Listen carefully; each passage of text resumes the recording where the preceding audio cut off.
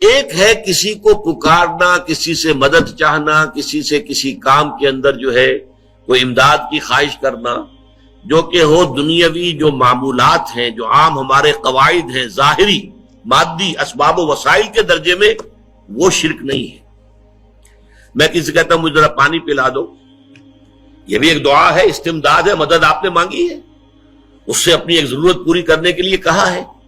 لیکن کیا ہے یہ کہ گھڑا ہے وہاں رکھا ہوا ہے، وہاں پانی ہے، اس میں سے پانی لائے گا وہ دے دو۔ جو ظاہری قوانین طبیعہ جو ہے ان کے دائرے کے اندر اندر کوئی دعا، کوئی استمداد، کوئی استعانت، کوئی استغاثہ، اس میں کوئی حرج نہیں۔ غیبی اعتبار سے کسی کے ساتھ بھی کوئی دعا کی جائے گی اللہ کے سوا، وہ شرک ہے۔ وہ استدعا ہو، استغاثہ ہو، استعانت ہو، استمداد ہو، استنصار ہو، کچھ بھی ہو، غیبی طور پر دنیا کے معروف طریقوں میں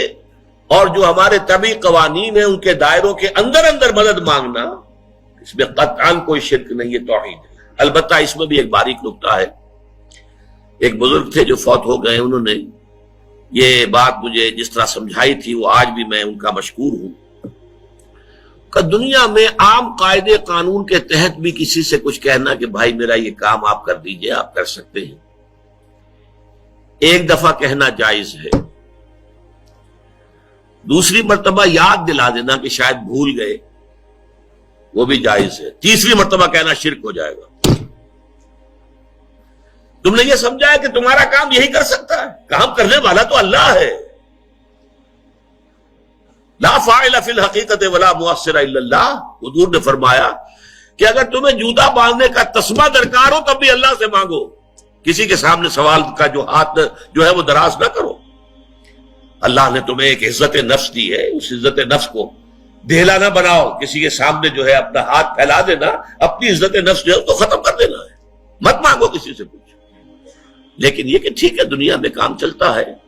حضور کا شکی شان تو یہ تھی کہ اگر آپ سواری پر ہوتے تھے اور آپ کی چھڑی گر گئی تو سواری کو بٹھا کے اس سے اتر کر چھڑی خود اٹھاتے تھے، آپ کسی اپنے ساتھی سے یہ نہیں کہتے تھے کہ میری چھڑی پکڑا دو گی۔ آپ کی تو غیرت کا عالم جو ہے وہ بہت بلند تھا، بہت بلند تھا، بہت بلند تھا۔ لیکن دنیاوی عام طریقے سے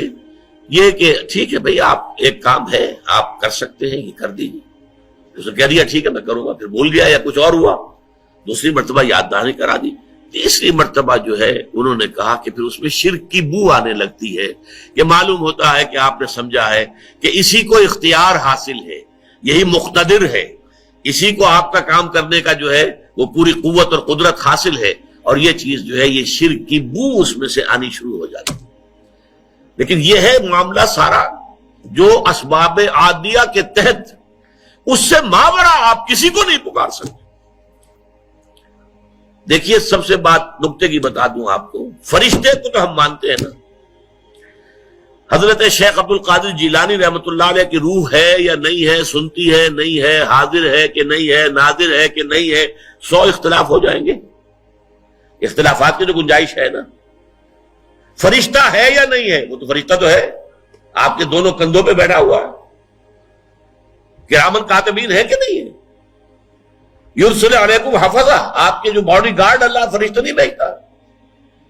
لیکن آپ فرشتے سے بھی نہیں کہہ سکتے کہ میرا یہ کام کرو۔ فرشتے کے وجود پہ تو کوئی شک نہیں ہے،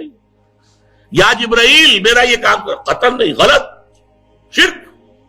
لا تدعو مع اللہ احدا، اللہ کے سوا پکارنا کسی کو نہیں ہے، دعا کسی سے نہیں ہے، استغاثہ کسی کا نہیں ہے، استعانت کسی سے نہیں ہے، استمداد کسی سے نہیں ہے، استنصار کسی سے نہیں ہے سوائے اللہ کے۔